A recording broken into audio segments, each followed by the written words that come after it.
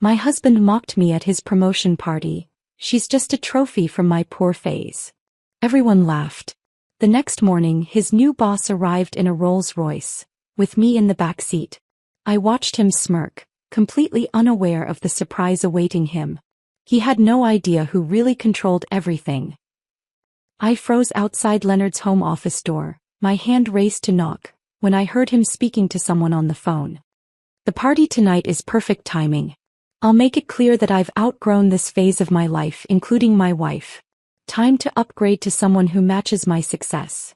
My coffee cup slipped from my other hand, crashing to the hardwood floor I had polished yesterday morning, shattering like my understanding of our marriage. The porcelain fragments scattered across the gleaming wood, each piece reflecting the afternoon sunlight streaming through our bay window. I stared at the mess, my mind struggling to process what I had just heard. 7 years of marriage reduced to a phase that needed upgrading. The carefully prepared coffee I had brought him, 2 sugars, splash of cream exactly as he preferred, now created a spreading brown stain on the floor I had spent an hour perfecting. Leonard's voice continued through the heavy oak door, casual and confident. Trust me, Marcus, tonight's announcement will set the stage perfectly. I've already chosen the navy dress for her to wear. Makes her look appropriately grateful but not attention-seeking. By the time I finish my speech, everyone will understand that successful men sometimes need to make difficult choices about their personal lives. My legs felt unsteady. Marcus Webb, his company's CFO, was apparently part of this conversation. This was not a spontaneous decision or a moment of cruel frustration. Leonard had planned this betrayal with the same methodical attention he brought to his quarterly reports. The navy dress hanging upstairs in our closet, the one he had specifically requested I wear tonight, was not chosen to make me look beautiful. It was selected as my execution outfit. I backed away from the door, my bare feet careful to avoid the broken ceramic. The hallway felt foreign suddenly, despite containing photographs documenting 7 years of our shared life. Our wedding picture hung beside images from anniversaries, vacations, and family gatherings. In each photo, I appeared genuinely happy, genuinely in love with the man who was currently describing me as disposable merchandise to his colleague. The morning had begun so normally. I had awakened at 5:30, moving quietly through our colonial home while Leonard slept peacefully. The kitchen had been my domain then, filled with the golden light of sunrise and the satisfaction of creating the perfect start to his important day.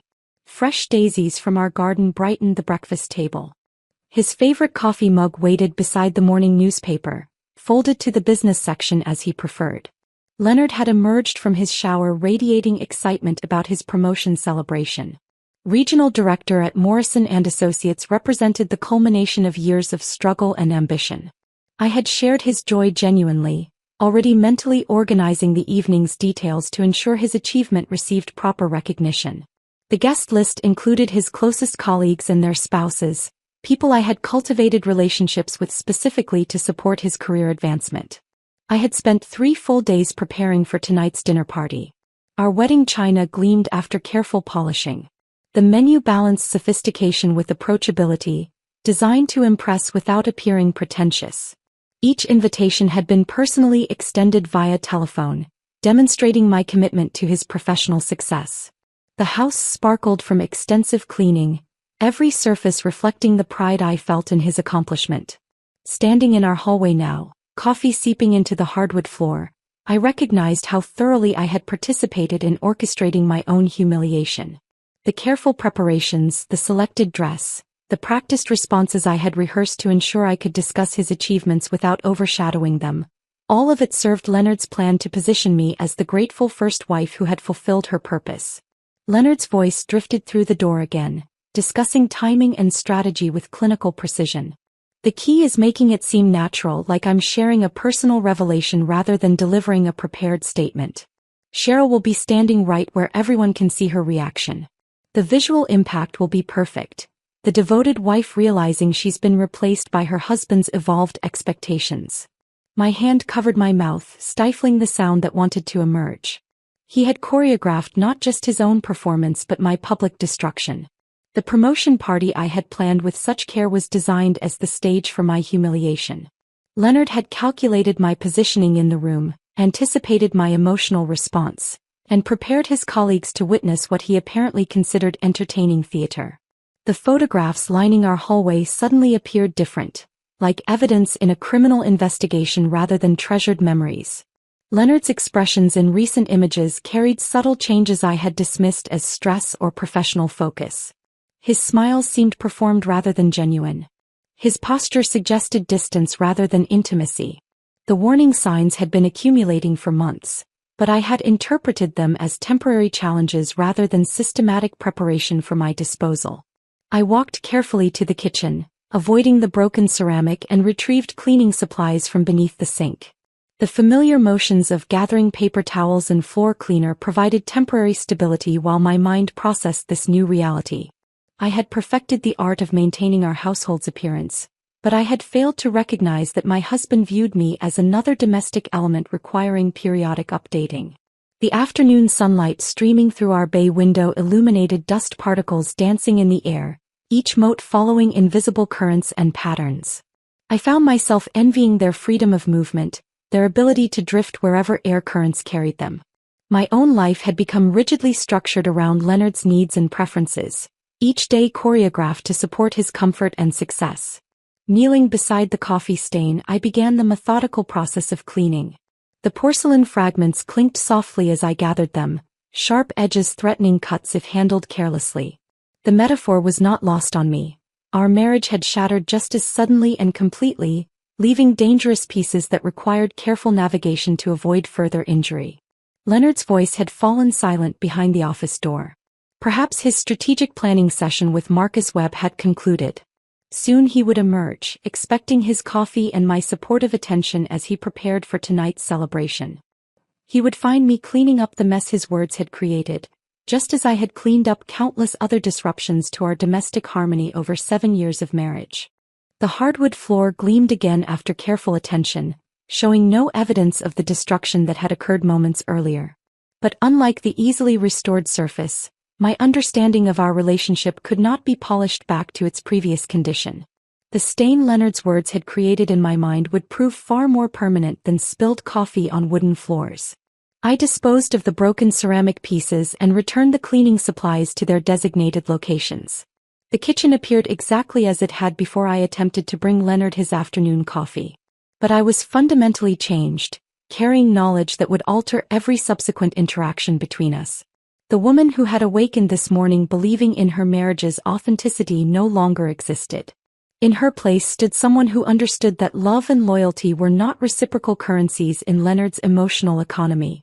Tonight's party would proceed as planned, but I would attend as an informed participant rather than an unknowing victim of his calculated cruelty.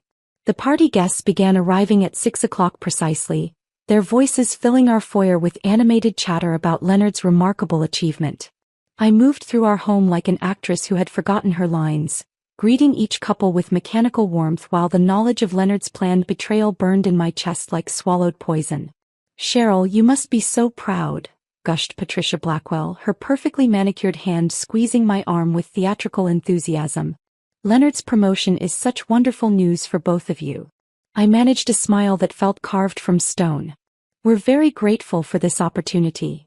Behind Patricia's shoulder, I caught sight of Leonard emerging from his office. Phone call concluded. He wore his charcoal suit with the confidence of a man who had just finalized the details of his wife's public destruction. When our eyes met across the crowded living room, he winked at me with what I had always interpreted as loving conspiracy. Now I understood it was the signal between executioner and condemned.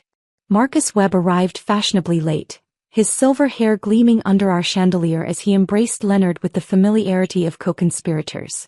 They spoke in lowered voices near the fireplace, their conversation punctuated by meaningful glances in my direction.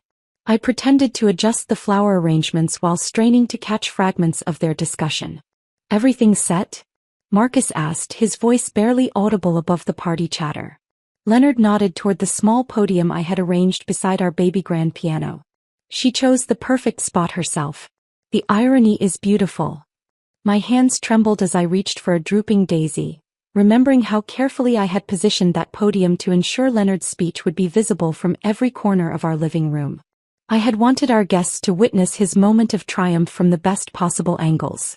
Instead, I had inadvertently created a theater for my own humiliation. Margaret Winters appeared beside me, her pale blue dress impeccable as always. "You've outdone yourself with the arrangements tonight, Cheryl. Though I'm surprised you didn't coordinate your dress with the flowers. Navy seems rather somber for such a celebration." The comment struck like a physical blow. Margaret knew. The careful emphasis on my dress choice, the slight smirk playing at the corners of her mouth, the way her gaze lingered on my outfit with calculating assessment. Leonard had not limited his planning to Marcus Webb. Other wives were apparently aware of tonight's entertainment agenda. "Leonard selected this dress specifically," I replied, testing the waters of their shared knowledge. "How thoughtful of him to take such interest in your appearance," Margaret responded, her tone layered with meaning. "Men do appreciate when we present ourselves appropriately for important occasions." The conversation continued around me as more guests arrived, but I felt increasingly detached from their animated discussions about career advancement and social climbing. Everyone seemed to possess information I lacked, participating in some elaborate performance where I remained the only person unaware of my assigned role. Leonard clinked his knife against his champagne glass at precisely 8 o'clock, calling for attention with the practiced timing of someone who had rehearsed this moment extensively. The room fell silent except for the soft jazz playing from our sound system, which suddenly seemed inappropriately cheerful for what was about to unfold. "Friends, colleagues, neighbors," Leonard began, his voice carrying easily across our living room. "Thank you for joining Cheryl and me tonight to celebrate this incredible milestone in my career." I stood near the kitchen doorway, exactly where I had positioned myself countless times during our dinner parties, the spot that provided easy access to refresh drinks and retrieve additional food without disrupting conversations. Leonard's gaze found me across the crowded room with laser precision, and I felt that familiar chill of recognition that had first struck me outside his office door hours earlier. "7 years ago I was nobody," he continued, his confidence building with each word. "A struggling salesman with big dreams and no connections. I made some questionable choices during that desperate period." The room remained attentively silent, but I noticed subtle shifts in posture as guests prepared for revelation. Margaret Winters positioned herself slightly behind my left shoulder. Patricia Blackwell moved closer to my right side. Marcus Webb watched from across the room with the focused attention of someone waiting for a specific cue. "Including marrying a woman who represented that particular phase of my life," Leonard said, his eyes locked on mine. "My poor phase, if you will." The laughter that erupted felt like physical violence. Each chuckle from people I had welcomed into our home struck me like individual slaps across the face. The sound seemed to come from every direction, surrounding me with the cruel amusement of friends who had apparently been anticipating this moment for weeks. Margaret's hand landed on my arm with what she probably imagined was comfort, but her eyes sparkled with the unmistakable gleam of someone witnessing premium social drama unfold in real time. Around me, familiar faces transformed into something alien and hostile. Mrs. Henderson from down the street covered her mouth in mock shock while her shoulders shook with suppressed giggles. Tom Bradley, Leonard's former college roommate, raised his champagne glass in what appeared to be a celebratory toast to my public destruction. "Now that I've achieved the success I always knew was possible," Leonard continued, emboldened by their enthusiastic response, "perhaps it's time to consider what a man in my position really needs. A real partner who can match my achievements rather than remind me daily of where I came from." The champagne glass slipped from my fingers, crashing against our hardwood floor with a sound that momentarily cut through the renewed laughter. The crystal shattered into countless fragments, amber liquid spreading across the wood I had polished to perfection just hours earlier. But I barely noticed the mess at my feet, too stunned by the systematic nature of my husband's character assassination. This was not a spontaneous moment of cruel honesty. Leonard had crafted these words with the same careful attention he brought to his quarterly presentations. Every phrase had been calculated for maximum impact, every pause timed to build dramatic tension. The promotion celebration I had planned with such devoted care had been transformed into the stage for my complete social destruction. "Oh my," Patricia whispered beside me, her voice carrying just enough volume to ensure nearby guests could hear her theatrical concern. "Are you feeling quite well, Cheryl? You look rather pale." I stared at the broken glass at my feet, each fragment reflecting the chandelier light like tiny accusatory eyes. The party continued around me as if nothing significant had occurred, conversations resuming their animated pace while I stood paralyzed in the wreckage of my marriage and dignity. Leonard descended from the podium to enthusiastic applause, accepting congratulations and backslaps from colleagues who had just witnessed him discard his wife like outdated furniture. He moved through the crowd with the easy confidence of someone who had successfully completed a difficult but necessary task. I excused myself to our powder room, navigating carefully around the broken glass while guests stepped aside to create a path marked by barely concealed pity and voyeuristic fascination. The bathroom door closed behind me like the lid of a coffin, muffling the continued celebration of my public execution. The fluorescent lighting revealed a stranger in the mirror, a hollow-eyed woman whose carefully applied makeup could not camouflage the devastation written across her features.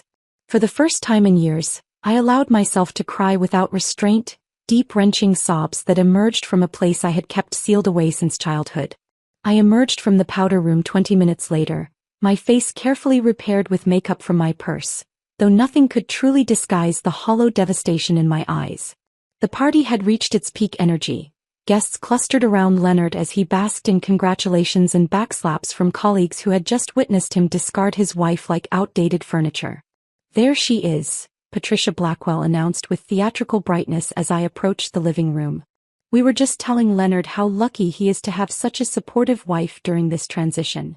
The word transition hung in the air like smoke, its implications crystal clear to everyone present except, presumably, me. I nodded mechanically, accepting their condescending sympathy while Leonard continued his animated discussion about his new responsibilities and exciting future prospects. The remainder of the evening passed in a haze of forced smiles and hollow conversations. I moved through our home like a ghost haunting her own life, refilling drinks and collecting empty plates while guests offered me pitying looks and carefully worded encouragement about new chapters and fresh starts. Each interaction felt like a small funeral, mourning the death of the woman I had been just hours earlier. By 10 o'clock the last guest had departed, leaving behind empty champagne bottles and the lingering scent of perfume and aftershave. Leonard hummed contentedly as he straightened his tie and checked his appearance in the hallway mirror, apparently satisfied with the evening's successful execution of his plan. "Ready to go?" he asked, jingling his car keys with the casual confidence of someone whose world remained exactly as he preferred it. The drive to our house unfolded in suffocating silence.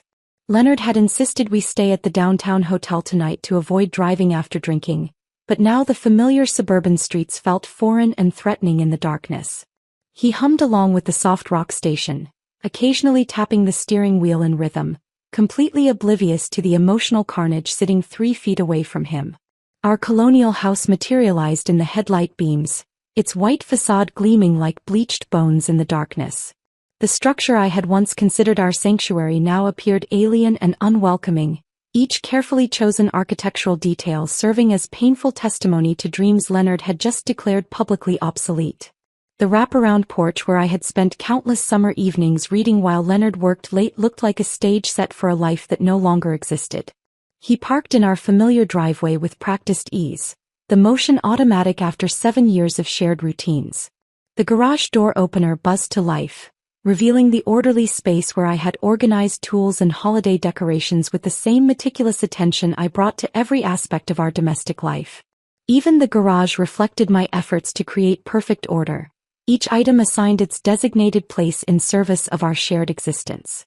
Leonard whistled softly as we entered through the mudroom, hanging his keys on the hook I had installed beside the door. The house smelled faintly of the vanilla candles I had lit before guests arrived, a scent that once represented warmth and hospitality but now felt cloying and false. "Great party tonight," he commented, loosening his silk tie as we stood in the entryway where we had welcomed family and friends for 7 years of marriage. I think everyone really understood the message about moving forward. I stared at him, searching his face for any sign of awareness regarding the magnitude of what he had just done.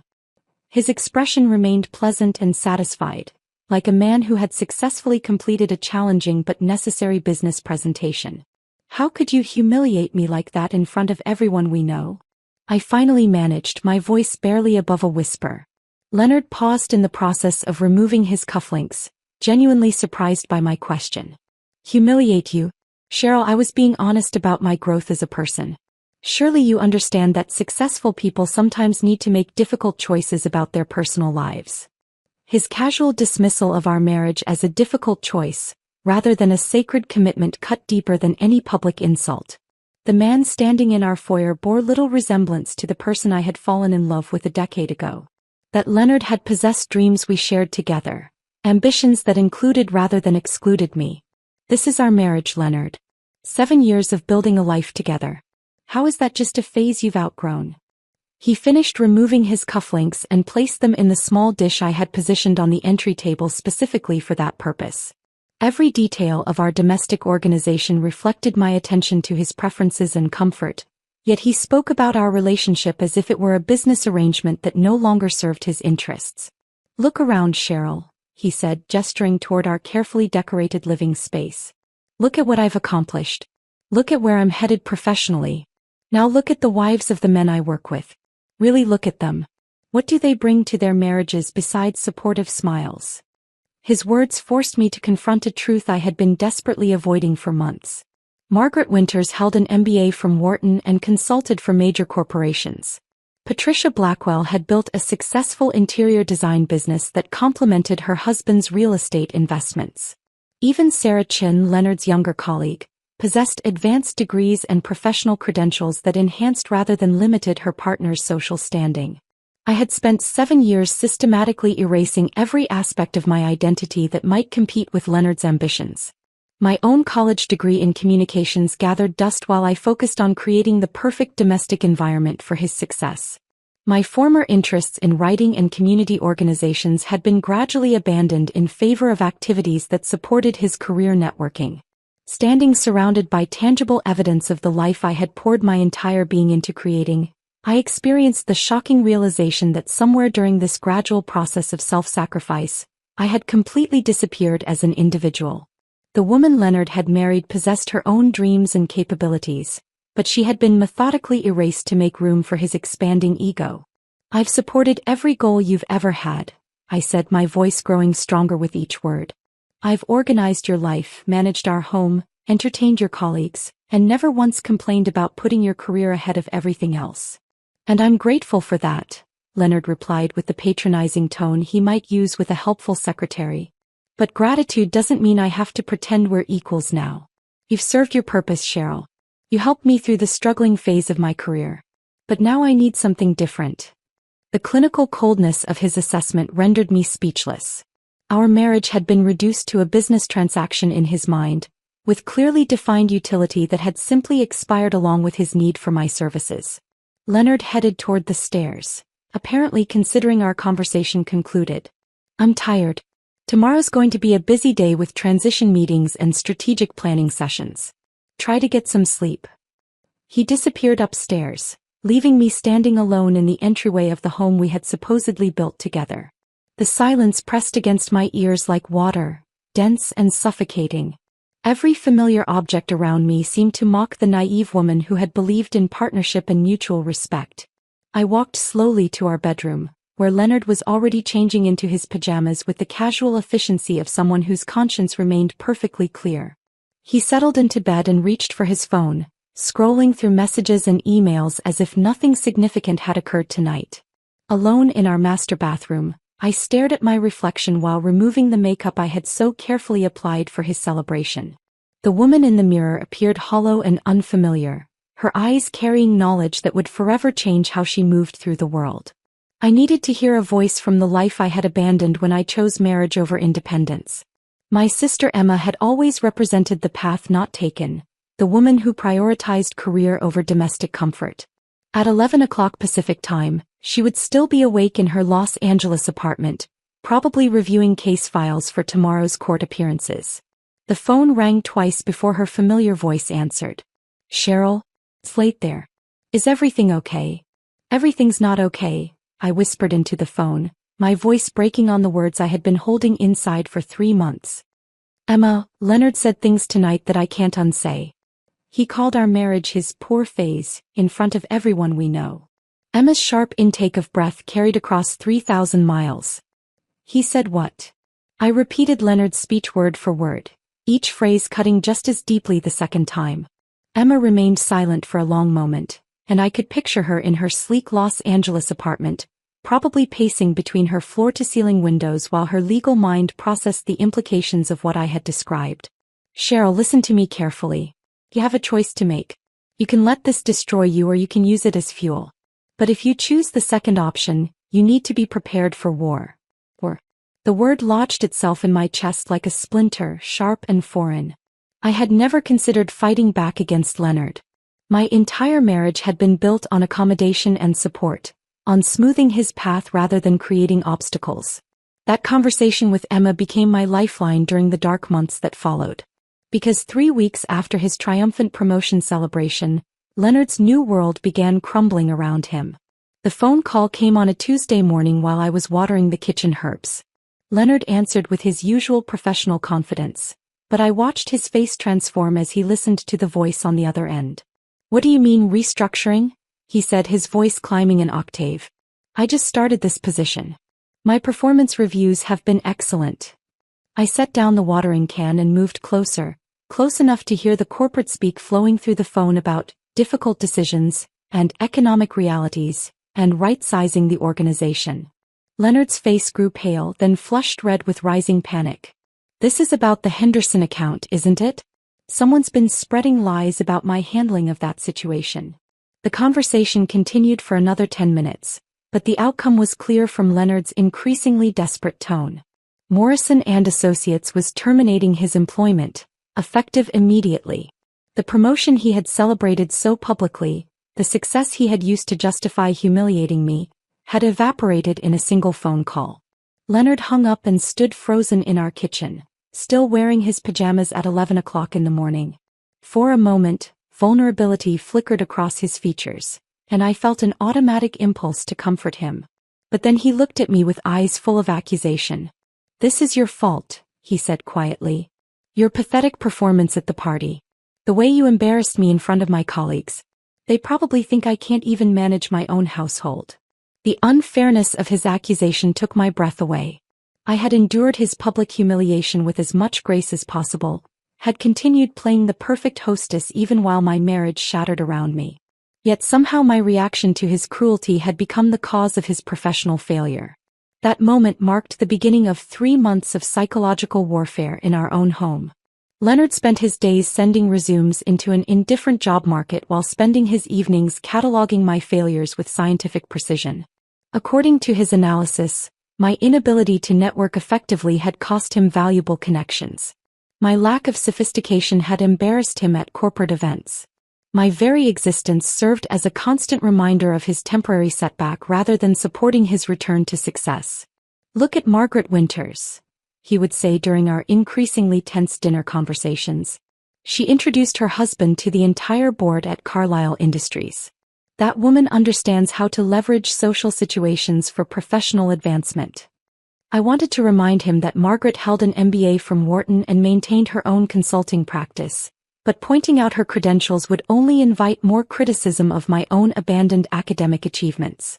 Instead, I absorbed his complaints in silence, each one adding weight to the growing conviction that I was indeed the inadequate wife he described. Our social circle, once a source of community and belonging, became treacherous territory where every interaction carried the potential for humiliation. The neighborhood barbecue at the Pattersons' house became an ordeal of sympathetic glances and carefully worded inquiries about Leonard's situation. Margaret and Patricia treated me with a mixture of superiority and false sympathy that made every conversation excruciating. "Any promising leads?"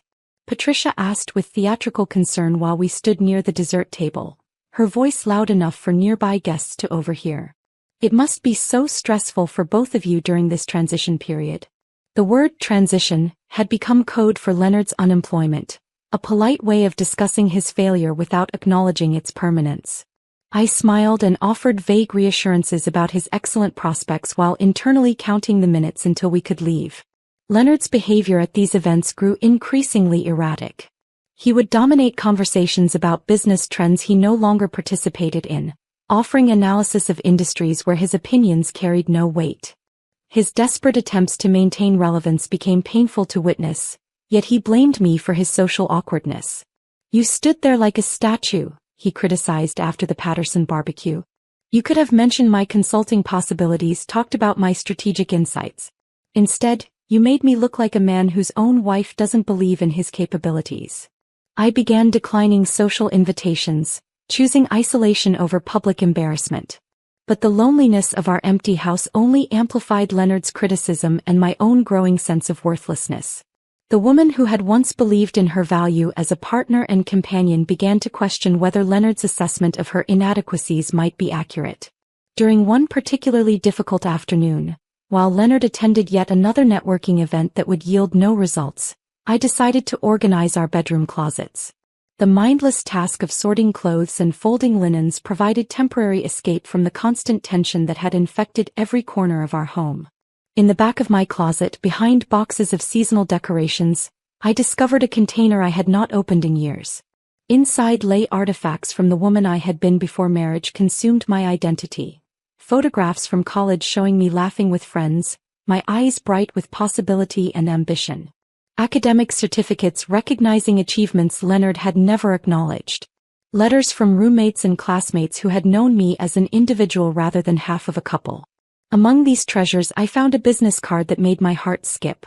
Donna Richardson, my former college roommate, had given it to me years ago during a brief lunch meeting. I remembered her enthusiasm about launching her consulting firm, her confidence about building something meaningful in the corporate world. At the time, I had been too absorbed in my role as Leonard's wife to pay serious attention to her professional achievements. The elegant card listed her as principal partner at Richardson and Associates, with offices in the downtown business district. I wondered what kind of woman Donna had become, whether she had managed to build the successful career she had always envisioned. For the first time in months, I felt curiosity about something beyond my own misery. Leonard's voice carried up the stairs as he returned from his networking event, his tone already sharp with disappointment before he had even entered the house. Another afternoon of rejection and false encouragement had ended predictably. Soon he would be cataloging the ways I had failed to support his efforts, analyzing how my shortcomings continued to sabotage his prospects. I tucked Donna's business card into my jewelry box, hiding it among earrings and necklaces I rarely wore anymore. The small act of concealment felt simultaneously guilty and thrilling, like claiming a secret piece of myself that Leonard could not criticize or diminish. That night, as Leonard slept beside me with the exhausted heaviness of a man whose dreams were collapsing, I stared at the ceiling and wondered whether Emma's advice about choosing war over destruction might be more than just sisterly support. For the first time since that devastating party, I began to consider the possibility that Leonard's assessment of my worthlessness might be wrong. 2 weeks passed before I found the courage to retrieve Donna's business card from my jewelry box. Leonard had left for another futile networking breakfast, his daily ritual of disappointment dressed up in his best suit and desperate optimism. The house felt different in his absence, less suffocating, as if the walls themselves could finally exhale. I held the elegant card between my fingers, studying the embossed lettering that spelled out Richardson and Associates. The professional weight of it contrasted sharply with my current reality of grocery lists and household maintenance schedules. My college roommate had built something substantial while I had been perfecting the art of domestic invisibility. My hands trembled as I dialed the number. The receptionist's crisp voice answered on the second ring. "Richardson and Associates, how may I direct your call?" "I'd like to speak with Donna Richardson, please. This is Cheryl Manning, an old college friend." The hold music felt like an eternity. I almost hung up twice, convinced that Donna would be too busy or too successful to remember the quiet girl who had shared her dorm room a decade ago. But then her voice came through the line, warm and unmistakably familiar. "Cheryl Manning. I was just thinking about you last week when I saw an article about suburban development in your area. How are you, sweetie?" The endearment nearly brought tears to my eyes. When was the last time someone had spoken to me with genuine affection rather than obligation or irritation? "I'm complicated," I admitted, the words tumbling out before I could stop them. "Donna, I need advice. My life has become something I don't recognize and I don't know how to fix it." "Tell me everything," she said without hesitation, and I could hear her settling into her chair, giving me her complete attention in a way Leonard hadn't done in years. The entire story poured out of me. Leonard's public humiliation at the promotion party, his subsequent job loss, the months of psychological warfare that had transformed our home into a battlefield where I was both prisoner and target. Donna listened without interrupting, occasionally making sympathetic sounds that let me know she was processing every detail. And now he blames me for everything, I finished, my voice barely above a whisper. He says I'm the reason his career is stalled, that I embarrass him socially, that I'm not the kind of wife a successful man needs. The silence stretched for several seconds before Donna spoke, and when she did, her voice carried the steel I remembered from our college debates. Cheryl, let me ask you something. Does Leonard know about your communications degree? About your work on the university newspaper? About that internship you did with the mayor's office? I blinked in surprise. I had forgotten that Donna knew about those accomplishments, achievements that Leonard had never bothered to learn about despite 7 years of marriage. He's never asked, I said quietly. Of course he hasn't. Men like Leonard don't ask because they don't want to know. They need you to be small so they can feel large. Her voice grew thoughtful. You know, we've been looking for someone with exactly your background. Strategic communications, relationship management, project coordination. The position just opened up last week. My heart stopped. Donna, I couldn't ask you to. You're not asking. I'm offering. But Cheryl, this needs to be handled very carefully. Leonard can never know you were involved in arranging this. His pride would make it impossible for him to accept the position, and more importantly, you would lose all leverage. The word leverage sent an electric shock through my system. I had never possessed leverage in my marriage, had never even considered it as a possibility. What exactly are you suggesting? I asked. Meet me for lunch tomorrow. The Meridian Grill downtown at noon. We need to discuss this face to face. I agreed before I could lose my nerve, then spent the rest of the morning in a state of anxious excitement I hadn't felt since college. The prospect of meeting Donna, of stepping back into a world where my thoughts might matter, felt like preparing for a journey to a foreign country where I had once been fluent but had forgotten the language. The next day, I told Leonard I was having lunch with an old college friend, carefully omitting Donna's last name and professional status. He barely looked up from his laptop, too absorbed in his job search to care about my social activities. The Meridian Grill occupied the top floor of a gleaming office building in the financial district. I felt underdressed despite wearing my best blazer, surrounded by women in expensive suits who moved with the confidence of people who controlled their own destinies. Donna arrived exactly at noon, and I recognized her immediately despite the sophisticated bob haircut and tailored navy dress that probably cost more than my monthly grocery budget. She embraced me warmly, and I caught a hint of expensive perfume that spoke of success and self-assurance.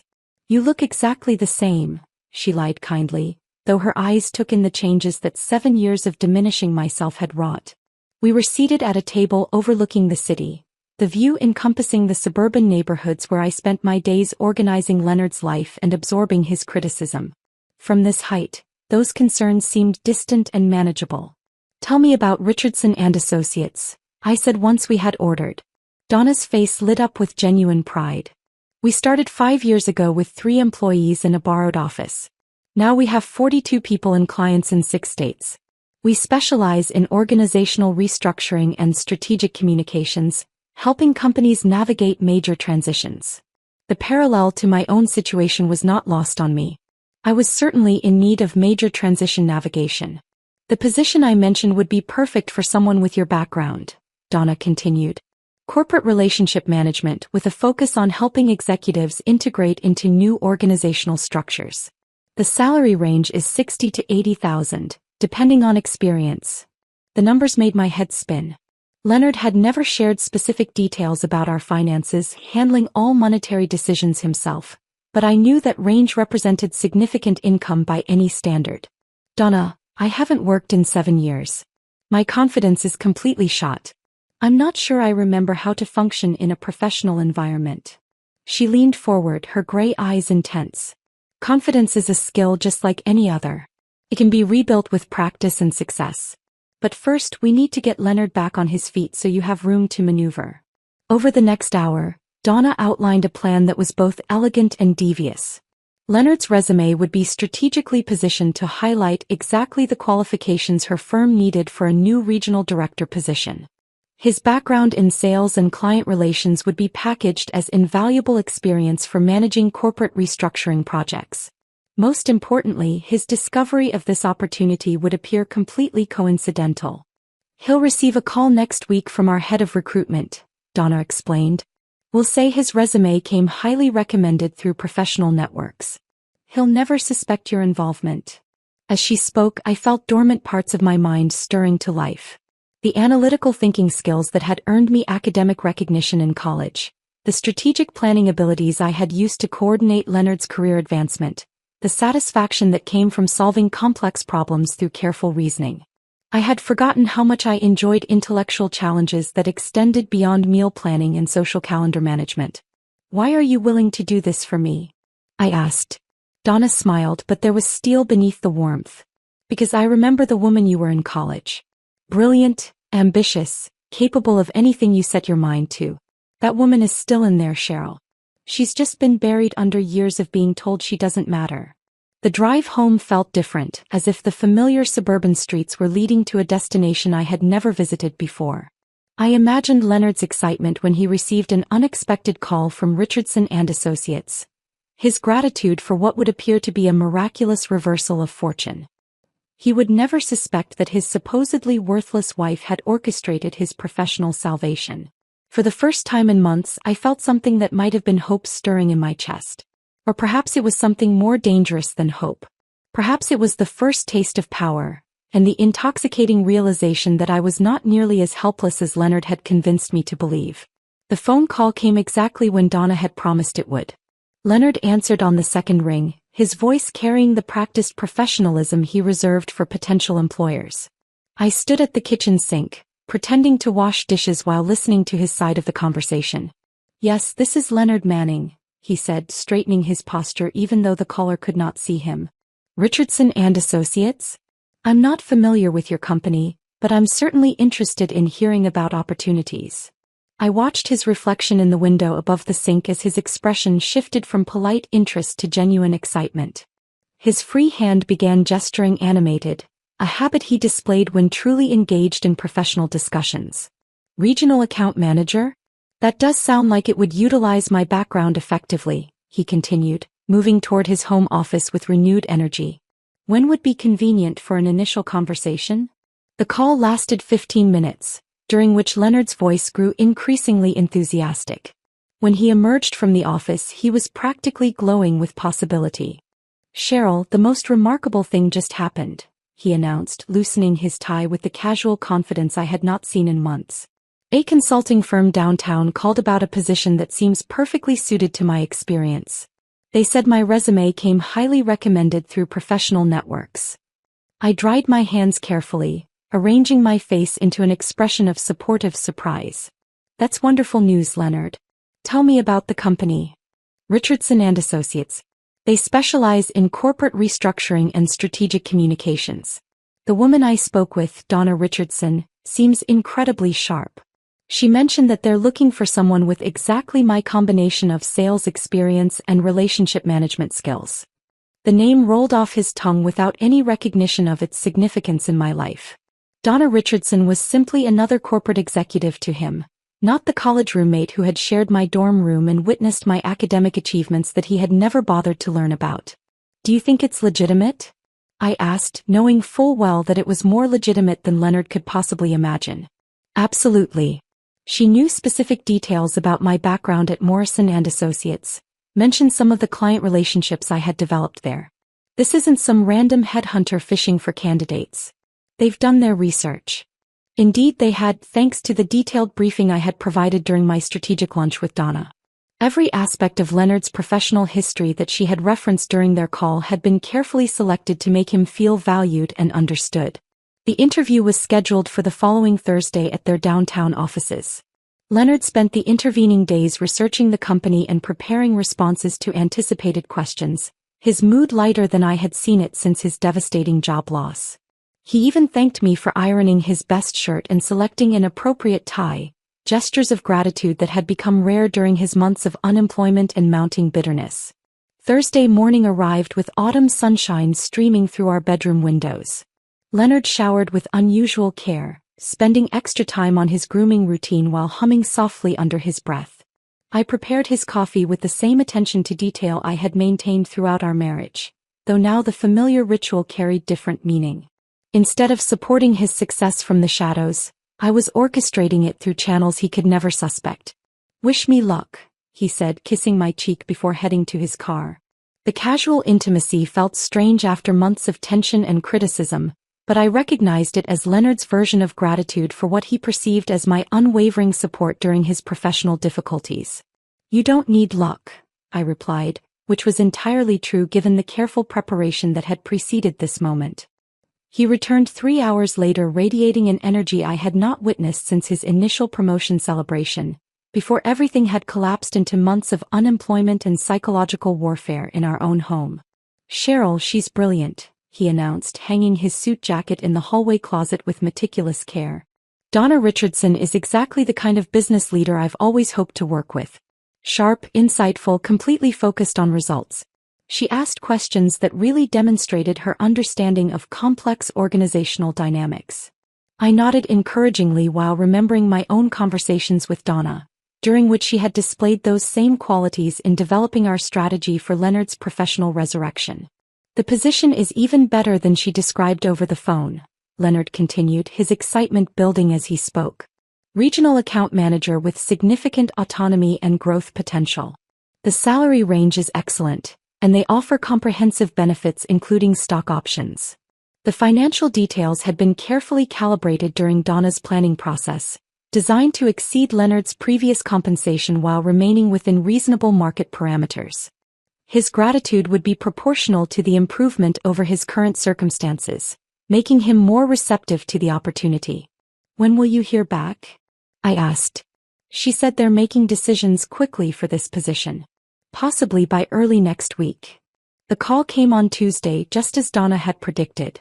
Leonard accepted the offer immediately, his voice carrying genuine excitement about joining what he described as a dynamic organization with real vision for the future.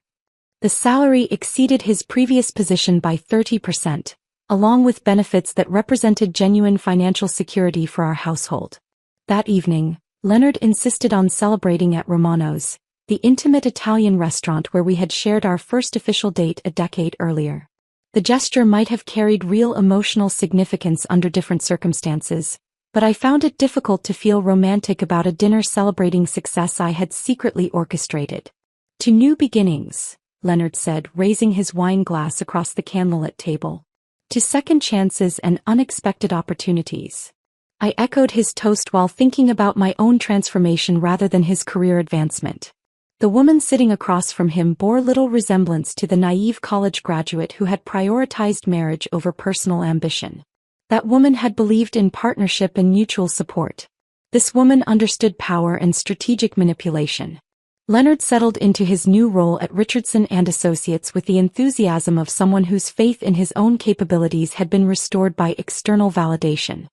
His daily reports about office dynamics and client relationships revealed a man who felt genuinely appreciated for his professional contributions, something that had been missing during his final months at Morrison and Associates. "Donna runs incredibly efficient meetings," he would report over dinner. "No time wasted on politics or bureaucratic nonsense. She focuses on results and expects the same from everyone else." I listened to these descriptions of my college roommate with detached amusement, noting how Leonard's respect for her professional competence contrasted sharply with his dismissive attitude toward women he considered less accomplished. Donna had earned his admiration through business success, while I remained categorized as the domestic helper whose contributions were expected rather than valued. Within 6 weeks of starting his new position, Leonard began mentioning Sarah Chen with increasing frequency. The junior associate apparently possessed fresh perspectives on client relationship management and innovative approaches to strategic communications that really complement my experience. His descriptions of her contributions carried an enthusiasm he had not shown when discussing my insights in years. "You should meet her at the holiday party," Leonard suggested one evening. "I think you'd find her interesting. She has some fascinating ideas about work-life integration for modern professionals." The irony was not lost on me. Leonard was eager to introduce me to the younger woman whose professional accomplishments impressed him, apparently unaware that his interest in her capabilities revealed his fundamental disrespect for mine. The holiday party arrived in mid-December, held at an upscale hotel downtown. I wore my black cocktail dress and carefully applied makeup, preparing for what would likely be an evening of observing Leonard's obvious attraction to his brilliant young colleague. Sarah Chin proved to be everything Leonard had described: intelligent, ambitious, and unfortunately naive about the true character of married men who praised her potential while dismissing their wives as obstacles to advancement. She spoke passionately about strategic communications theory and organizational psychology, displaying exactly the kind of intellectual engagement that Leonard craved but had never sought from me. I watched him during their conversation, noting the way he positioned himself to maintain her attention and the subtle manner in which he directed credit toward himself while appearing to celebrate her contributions. The techniques were familiar from our early courtship, when he had made me feel uniquely understood and valued. The evening Leonard came home carrying the unmistakable scent of expensive perfume that did not belong to me, I felt the final piece of my old accommodating self crumble into dust. I sat alone in our kitchen after he had gone upstairs to shower, staring at our wedding photographs still displayed on the refrigerator door, and realized with crystal clarity that romantic love had been replaced by cold, calculating determination. The innocent woman who had married Leonard Manning no longer existed. In her place sat someone far more dangerous. A woman who understood power, possessed hidden resources, and had learned that respect must be taken rather than hoped for. I called Donna the next morning, my voice steady despite the emotional earthquake that had shaken me to my core. The scent of another woman's perfume still lingered in my memory, a tangible reminder that my marriage had become nothing more than a convenient facade for Leonard's evolving ambitions. "I need to know everything about Sarah Chin," I said without preamble when Donna answered her direct line. "Ah," Donna replied, her tone shifting to the cool professionalism she reserved for serious business discussions. "I was wondering when we would have this conversation. Can you meet me for lunch today?" 2 hours later, I sat across from Donna at the West Shore Country Club, the same exclusive venue where Leonard had once dismissed my intelligence during a charity auction 3 years earlier. He had introduced me to potential clients as just a housewife, while praising Margaret Winters as a real strategic thinker within earshot. The memory still stung, but today it felt like ammunition rather than humiliation. "Tell me about Sarah," I said once we had ordered our salads. Donna set down her water glass with deliberate precision. 28 years old, MBA from Northwestern, specializes in organizational psychology and strategic communications. She joined the firm 6 months ago as a junior associate reporting directly to Leonard. The professional credentials hit me like physical blows. Sarah Chin possessed exactly the kind of educational background and career trajectory that Leonard had always suggested I lacked. She represented his vision of an appropriate partner for his current status, someone who could enhance rather than limit his professional aspirations. "Is she aware of his intentions?" I asked. "Sarah is brilliant at business strategy but remarkably naive about office politics. She interprets Leonard's mentorship as professional development rather than personal pursuit. She's mentioned feeling grateful for his guidance and investment in her career growth." I recognized the pattern immediately. Leonard had used identical techniques during our courtship, making me feel uniquely understood and valued while positioning himself as my intellectual superior and professional guide. The manipulation was so familiar that I could predict his next moves with surgical precision. What does she know about me? Very little. Leonard rarely mentions his personal life at work, and when he does, it's usually to complain about domestic obligations interfering with his professional focus. Sarah probably views you as the typical corporate wife who doesn't understand the demands of his career. The casual dismissal of my existence felt oddly liberating. If Sarah Chin saw me as irrelevant to Leonard's professional world, she would never suspect that his wife possessed the connections and strategic capabilities to influence his career trajectory. Her blind spot regarding my involvement would prove advantageous when the time came for more direct action. "Tell me about his position at Richardson and Associates. What are his vulnerabilities?" Donna leaned forward slightly, her gray eyes sharpening with the focus she brought to competitive analysis. Leonard manages 3 major client accounts representing approximately 40% of his department's annual revenue. His role requires absolute trust and reliability because these clients have long-term contracts with significant penalty clauses for service disruptions. She explained the intricate web of professional relationships that supported Leonard's current success. His reputation with key decision-makers depended on maintaining consistent performance and demonstrating sound judgment in both strategic planning and personnel management. Any questions about his character or reliability could cascade through the organization, affecting his standing with clients who valued stability above innovation. The Henderson Group account alone generates $2 million in annual fees, Donna continued. Leonard has primary responsibility for that relationship, and Robert Henderson specifically requested him after their initial meeting. If Henderson lost confidence in Leonard's judgment or professionalism, the entire account could be at risk. This information crystallized my understanding of Leonard's professional dependencies. His success at Richardson and Associates was built on personal relationships rather than institutional loyalty, making him vulnerable to reputation damage in ways he probably had not considered. The knowledge felt like discovering architectural blueprints for a building I intended to demolish with surgical precision. What would happen if questions arose about his personal conduct? Hypothetically speaking. Donna's smile carried the sharp edge I remembered from our college debate competitions. Corporate clients in our industry are remarkably conservative about personal scandals. They associate professional reliability with personal integrity, sometimes to an unrealistic degree. Any suggestion that Leonard lacks sound judgment in his personal life would raise concerns about his decision-making capabilities in professional contexts. The conversation continued for another hour, during which Donna provided detailed intelligence about office dynamics, client expectations, and the specific performance metrics that determined Leonard's continued employment. She explained how my background in communications and project management could be leveraged to establish independent credibility within her organization, creating opportunities for legitimate consulting work that would position me as a professional equal rather than a dependent spouse. The plan is elegant in its simplicity, Donna said as we prepared to leave. We use Leonard's current success against him while building your own platform for future independence. He'll never suspect your involvement until it's too late to prevent the consequences. The framework we developed was methodical and comprehensive. Phase 1 would involve establishing my credibility as a strategic consultant with legitimate expertise in organizational communications. Phase 2 would create opportunities for me to interact with Leonard's key clients and colleagues, allowing them to witness my professional capabilities firsthand. Phase 3 would depend on Leonard's behavior, but the groundwork would be established for swift action if his personal conduct threatened professional relationships. The beauty of this approach, Donna explained, is that Leonard's own arrogance becomes his greatest vulnerability.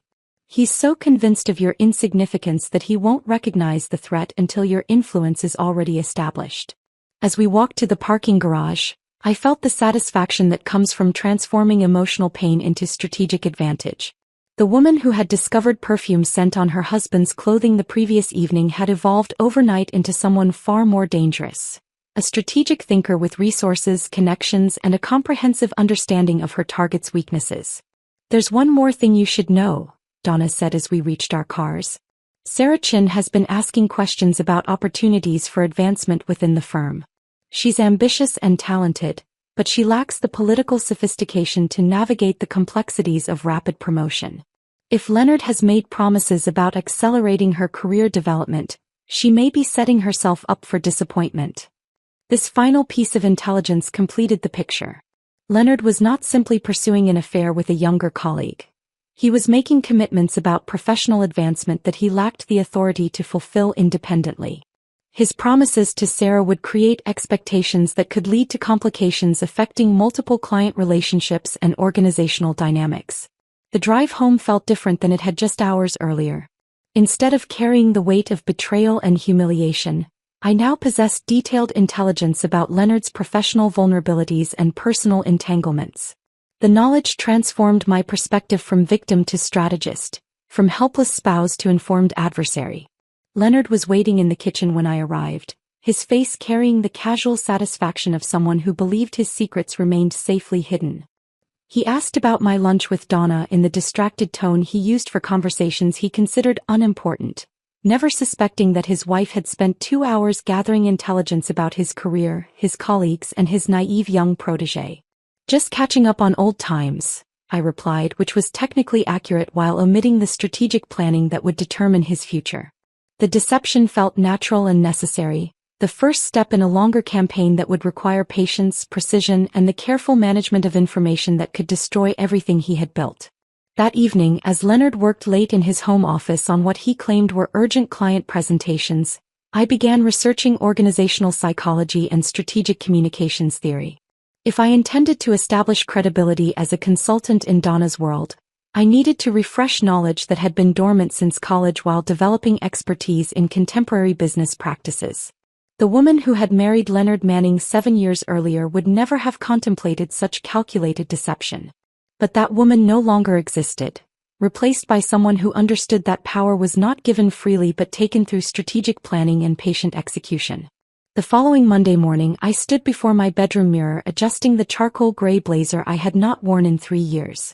The professional attire felt foreign after months of suburban casual wear, but the transformation was necessary for what Donna and I had planned. Today, I would enter Leonard's professional sanctuary not as his dependent wife, but as a strategic consultant worthy of serious business consideration. Donna had spent the weekend preparing her staff for my visit. According to the carefully constructed narrative, I was a potential consultant being considered for a high-level project requiring specialized expertise in organizational communications and relationship management. The fiction was sophisticated enough to withstand casual scrutiny while positioning me as someone deserving respect and professional attention from Richardson and Associates senior leadership. I arrived at the downtown office building at 10 o'clock, my heels clicking against marble floors as I approached the elevator bank. The lobby bustled with professionally dressed men and women carrying briefcases and speaking in the clipped tones of people managing important business. For the first time in years, I felt like I belonged in this environment rather than merely visiting it as Leonard's appendage. Donna met me at the reception desk on the 15th floor, her greeting warm but appropriately professional for the benefit of observing colleagues. She wore a navy suit that probably cost more than my monthly grocery budget, and her confidence filled the space around her like an invisible force field. "Cheryl, wonderful to see you," she said, extending her hand for a firm handshake. "I'm excited to show you our facilities and discuss how your expertise might complement our current initiatives." The elevator carried us to the 4th floor, where Leonard maintained his corner office with windows overlooking the financial district. Through the glass walls that separated individual offices from the main corridor, I could see him at his desk reviewing documents with the serious expression he adopted when attempting to appear indispensable to his colleagues. His dark suit was impeccably tailored, his posture erect and focused, projecting the image of a successful professional fully engaged in important work. He had not yet noticed our arrival in the adjacent conference room, providing me with the psychological advantage of observing his behavior before he became aware of my unexpected presence in his professional sanctuary. I watched him answer his phone with practiced authority, gesture animated during what appeared to be a complex discussion about client relationships or strategic planning. This was Leonard in his element, the version of himself he considered most authentic and valuable. "Impressive facilities," I commented to Donna, though my attention remained focused on my husband's professional performance just 20 feet away. "We've worked hard to create an environment that supports both collaboration and focused individual work," Donna replied, her voice carrying easily through the conference room as we settled into leather chairs around a polished wooden table. The glass walls maintained transparency while providing necessary privacy for confidential discussions. As we began our staged conversation about potential consulting opportunities, I noticed Leonard glance up from his desk work. His expression cycled rapidly through confusion, recognition, and something approaching genuine panic as he processed the unexpected sight of his supposedly insignificant wife in his workplace. Through the transparent walls, he observed Donna introducing me to Marcus Webb and Patricia Sullivan, 2 senior partners whose respect he had worked months to earn. Donna had choreographed this moment with theatrical precision. She presented me to her colleagues as someone instrumental to the company's next major growth phase, speaking with the authority of someone announcing a significant acquisition that would benefit everyone involved in the organization. Each handshake and smile served as testimony to my apparent importance and professional credibility. "Cheryl brings a unique perspective on strategic communications that could prove invaluable for our expansion into new market segments," Donna explained to Marcus Webb, her tone carrying the conviction of someone who had carefully evaluated my qualifications. Her background combines theoretical knowledge with practical implementation experience, Marcus nodded thoughtfully, his gray eyes assessing me with the attention he typically reserved for potential business partners rather than employees' spouses. That combination is rare in our industry. Most consultants specialize in either strategy development or operational execution, but rarely both. I responded with insights drawn from my research over the weekend, discussing current trends in organizational psychology and their applications to corporate restructuring projects. The conversation flowed naturally, my dormant analytical skills awakening under the stimulus of professional engagement.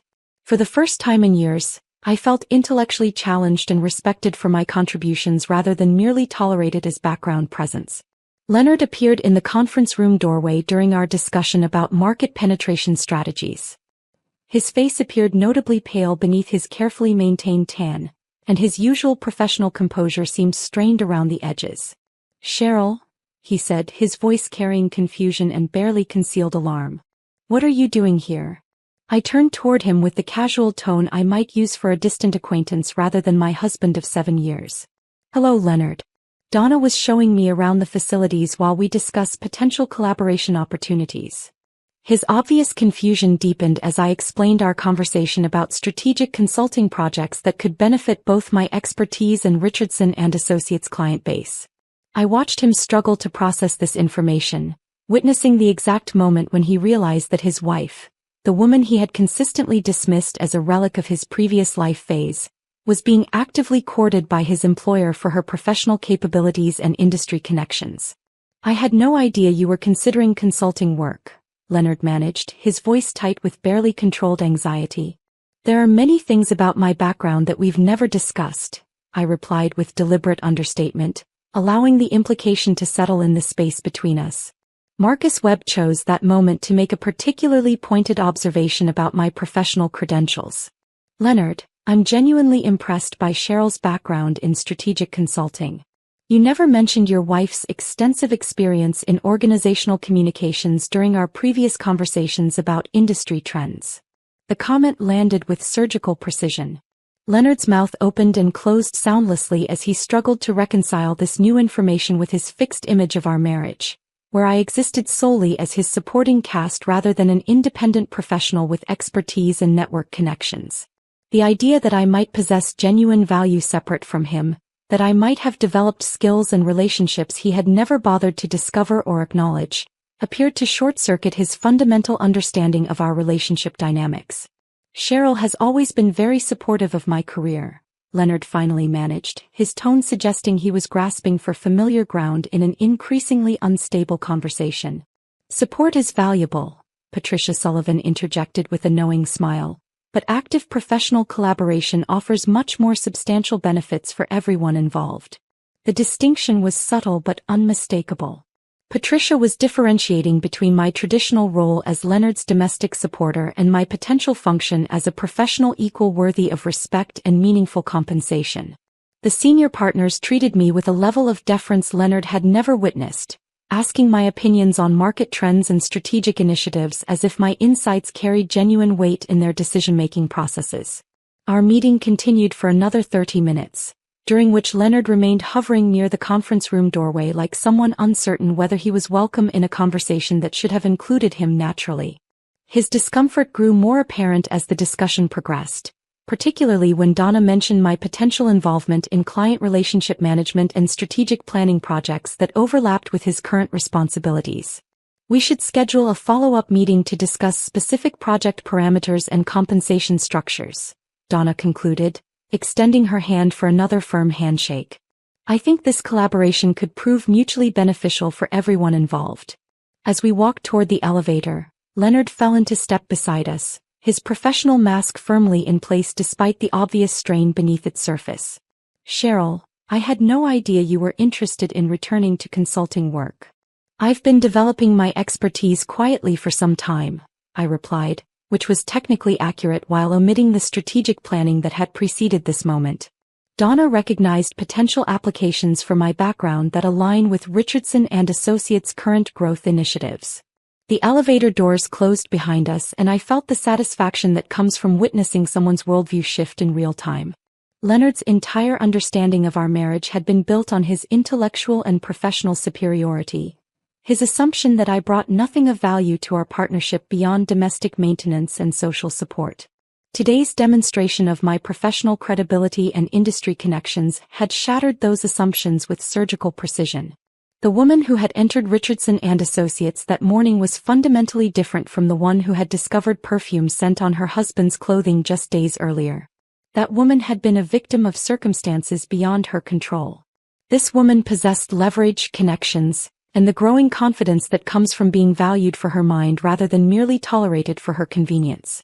2 weeks after my strategic introduction to Richardson and Associates, Donna called with an opportunity that would complete my transformation from invisible wife to recognized professional. The quarterly company meeting was approaching, and she needed someone to present on strategic market positioning for their upcoming client expansion initiative. Your expertise in organizational communications would be perfect for this topic, she explained during our phone conversation. The presentation would be to the entire staff, including senior partners and all department heads. It's exactly the kind of visibility that establishes credibility within our industry. I accepted without hesitation, though my stomach tightened with nervous energy. This would be my first professional presentation in 7 years, delivered to an audience that included my husband and his colleagues who had witnessed his public dismissal of my capabilities just months earlier. The following week, I spent every afternoon in our home office preparing while Leonard attended his regular work meetings. I researched current market trends, analyzed competitive positioning strategies, and developed frameworks for client relationship management that drew from both academic theory and practical business applications. The intellectual engagement felt like oxygen to someone who had been suffocating, each hour of preparation awakening analytical skills I had forgotten I possessed. Leonard noticed my increased computer usage but attributed it to typical domestic activities like online shopping or social media browsing. His assumptions about my intellectual limitations remained so deeply ingrained that he never questioned why I might be spending concentrated time on research and strategic analysis. The morning of the presentation, I dressed with the same care I had once reserved for supporting Leonard's career milestones. My navy suit was professionally tailored, my makeup understated but polished, my demeanor calm despite the significance of what was about to unfold. This would be my public debut as someone worthy of professional respect rather than polite tolerance. The Richardson and Associates conference room filled steadily as employees from every department gathered for the quarterly meeting. I positioned myself near the front, reviewing my notes one final time while observing the audience that would witness either my professional resurrection or complete humiliation. Leonard entered with several colleagues from his department, taking a seat in the back row where he could observe without drawing attention to our personal relationship. His expression registered surprise when Donna introduced me as the presenter rather than a guest observer, his eyebrows rising as she outlined my credentials and expertise in strategic market positioning. The confusion on his face deepened as she described my background in organizational communications with the authority of someone who had thoroughly vetted my qualifications. Cheryl brings a unique perspective that combines theoretical knowledge with practical implementation experience, Donna announced to the assembled staff. Her insights into client relationship management will prove invaluable as we expand into new market segments. I approached the podium with steady confidence, my years of academic training returning like muscle memory despite the extended hiatus from professional presentations. The opening minutes focused on industry trends and competitive analysis, territory where I could establish credibility before moving into more complex strategic frameworks. The audience remained attentively engaged as I discussed market penetration strategies and organizational positioning techniques. Several senior partners took notes, their body language suggesting genuine interest rather than polite obligation. Even colleagues who had previously known me only as Leonard's wife began asking substantive questions about implementation methodologies and performance metrics. During the question period, Marcus Webb inquired about my experience with major corporate clients. I mentioned several former classmates who now held senior positions at Fortune 500 companies, describing collaborative projects we had worked on during my consulting internship years earlier. The names I dropped carried significant weight within their industry, and several attendees recognized these contacts with obvious respect. You maintain active relationships with Patricia Morrison at Carlisle Industries? Asked Janet Sullivan from the business development team. She's considered one of the most innovative strategic planners in the region. We've stayed in touch since graduate school, I replied casually, omitting the fact that Patricia and I had exchanged holiday cards and occasional emails for years without Leonard ever learning about these connections. She's been generous with insights about organizational restructuring trends. Leonard's face grew increasingly pale as the conversation continued. Each revelation about my professional network and industry connections demonstrated the extent of resources he had dismissed as non-existent throughout our marriage. His entire worldview had been constructed around his intellectual superiority and my domestic limitations, assumptions that were crumbling in real time before his colleagues and superiors. The presentation concluded to enthusiastic applause, with several senior partners approaching to discuss potential consulting opportunities and collaborative projects. Their interest appeared genuine rather than merely polite, suggesting that my professional credibility had been successfully established within the organization that employed my husband. Donna chose that moment to make an announcement that would complete Leonard's professional humiliation. I'm pleased to announce that Cheryl will be joining Richardson and Associates as a special consultant focusing on client relationship management. She'll be working closely with our junior associates to develop strategic communication frameworks for our expansion initiatives. She gestured towards Sarah Chin, who had been sitting near the front taking detailed notes throughout my presentation. Sarah will be supporting this initiative under Cheryl's direct supervision, bringing her excellent analytical skills to complement Cheryl's strategic expertise. The irony was perfect and devastating.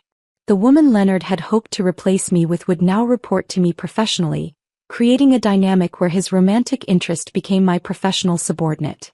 Sarah's expression registered confusion about this unexpected arrangement, clearly uncertain about the complex personal dynamics she had unknowingly entered.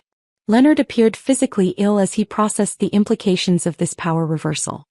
His affair with Sarah had been premised on her professional sophistication and career ambitions, qualities he had claimed were absent in his marriage. Now his wife held direct authority over the woman he had positioned as his intellectual and professional superior. As colleagues dispersed from the conference room, Marcus Webb approached Leonard with pointed questions that served as public accountability for his previous dismissal of my capabilities. Leonard, I'm genuinely puzzled about why you never mentioned Cheryl's impressive qualifications when we've had numerous conversations about expanding our strategic consulting capabilities, Webb said, his tone carrying clear criticism. The company has been searching for exactly this kind of expertise, and you never thought to mention that your wife possessed these skills and connections. Leonard's mouth opened and closed soundlessly, his usual professional eloquence completely absent as he struggled to explain his oversight without revealing the depth of his disregard for my professional potential. Cheryl has always been very supportive, he managed weakly, falling back on the familiar territory of my domestic contributions rather than acknowledging professional capabilities he had never bothered to investigate. Support is valuable, Webb replied with obvious skepticism, but active professional collaboration offers substantially more benefits for organizational growth. Your wife's presentation today demonstrated exactly the kind of strategic thinking we need for our client expansion initiative. The public questioning served as poetic justice for Leonard's original humiliation of me at his promotion party. He now experienced the shame of being diminished before colleagues while his previously dismissed wife received recognition and respect he had never witnessed me command. The role reversal was complete and surgical in its precision. Sarah Chin approached me as the conference room emptied, her expression carrying uncertainty about our new professional relationship. I'm looking forward to working with you on the client relationship initiative, she said, though her tone suggested confusion about how this arrangement had developed so quickly. I think you'll find the project both challenging and rewarding, I replied with professional courtesy, noting how Leonard watched our interaction from across the room with obvious anxiety. His romantic pursuit of Sarah had just become significantly more complicated now that she reported directly to the wife he had publicly dismissed and privately betrayed. The woman who left Richardson and Associates that afternoon bore no resemblance to the suburban housewife who had discovered perfume scent on her husband's clothing just weeks earlier. I had reclaimed not only my professional identity but also the respect and recognition that Leonard had systematically denied me throughout our marriage. The balance of power between us had shifted irrevocably, and he was only beginning to understand the full implications of what had transpired. That evening, Leonard sat across from me at our dining room table, mechanically cutting his salmon into precise geometric shapes without bringing any of it to his mouth. The silence between us carried a weight that had fundamentally shifted since morning, when he had watched his supposedly insignificant wife command professional respect from his colleagues and superiors. For the first time in our 7-year marriage, his discomfort filled the space rather than mine. I ate my dinner with deliberate composure, savoring both the meal and the role reversal that had transformed our domestic dynamic. The woman who had once absorbed his criticism while serving his preferences now possessed leverage he was only beginning to comprehend. The balance of power between us had shifted so dramatically that even our familiar dining room felt like foreign territory where new rules applied. "So," Leonard said finally, setting down his fork with careful precision, "how long have you known Donna Richardson?" The question carried layers of accusation and bewilderment that he was struggling to articulate diplomatically.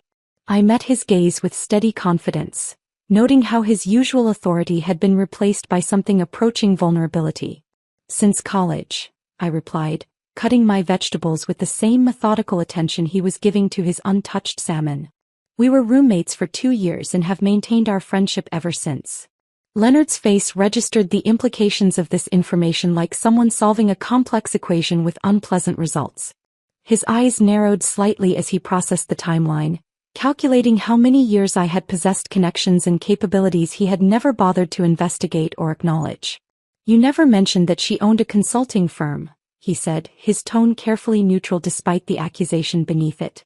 "You never asked about my college friendships or professional connections," I responded with equal neutrality. "You assumed I had none worth mentioning." The truth hung between us like a challenge neither of us could ignore.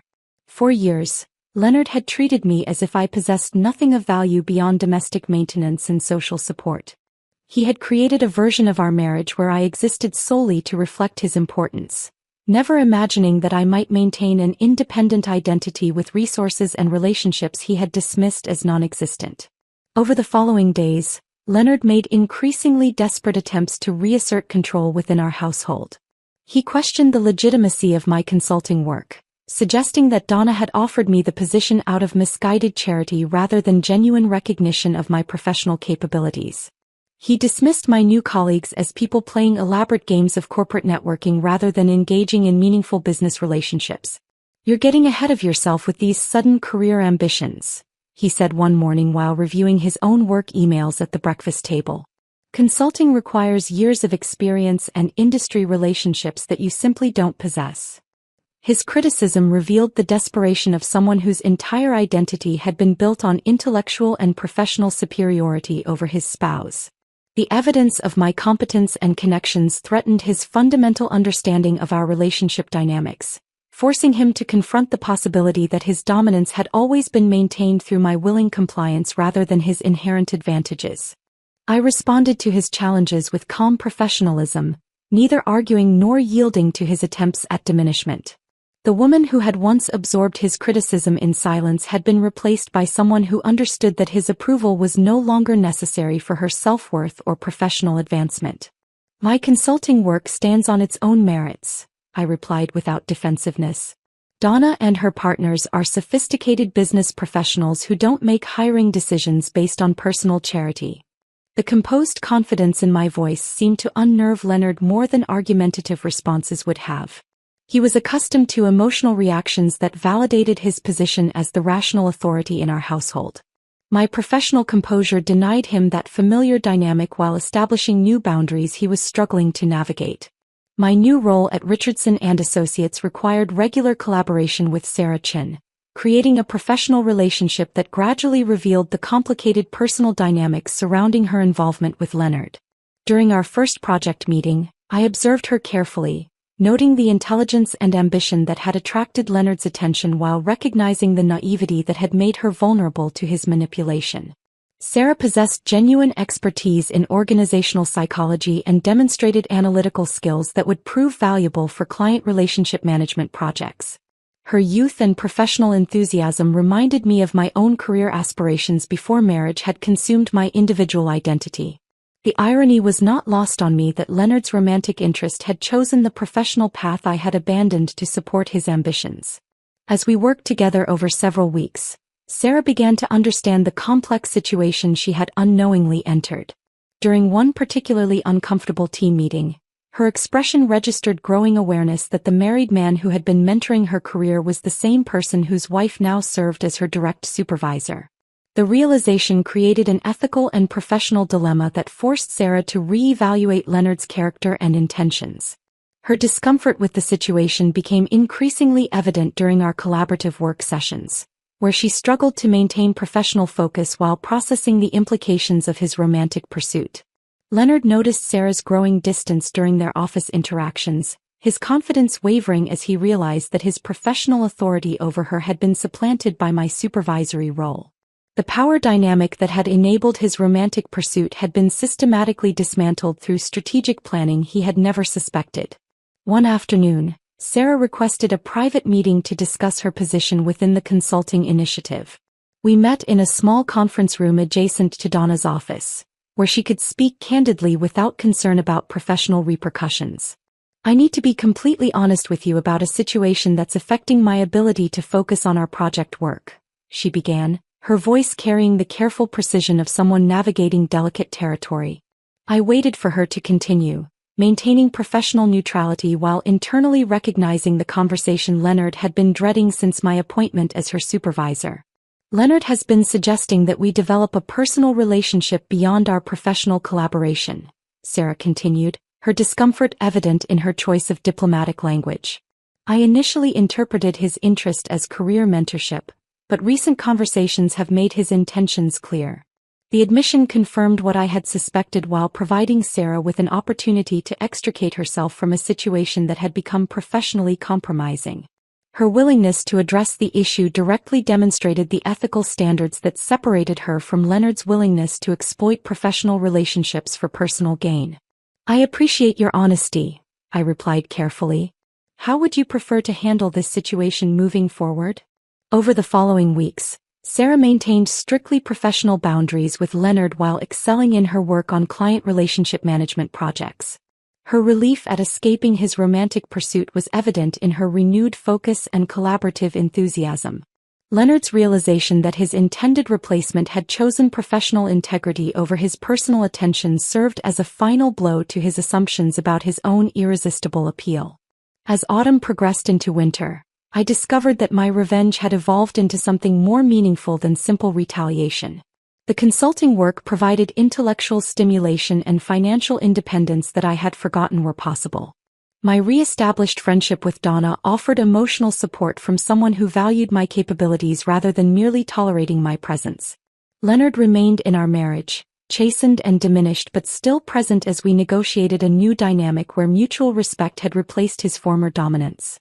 The transformation was not complete reconciliation, but rather an acknowledgement that our relationship required fundamental restructuring if it were to continue.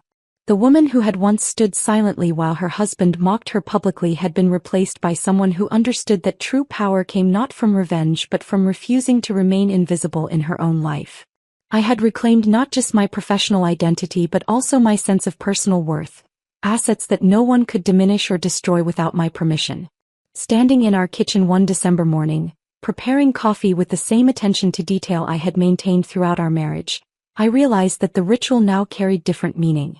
Instead of serving his preferences from a position of dependence, I was choosing to maintain domestic traditions from a foundation of personal strength and professional independence. The future remained uncertain, but the balance of power between us had shifted irrevocably. Leonard's assumptions about my limitations had been systematically dismantled through strategic planning and professional achievement. The woman he had dismissed as disposable had proven herself not only valuable but indispensable to the organization that employed him.